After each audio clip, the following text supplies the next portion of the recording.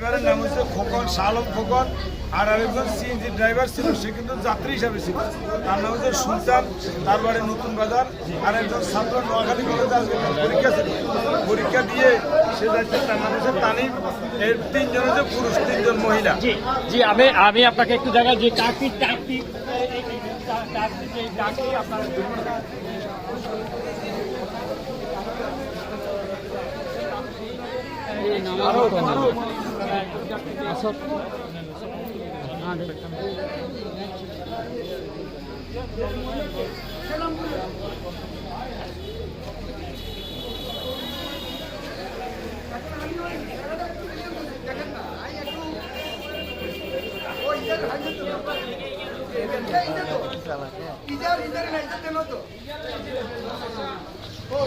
সাংবাদিক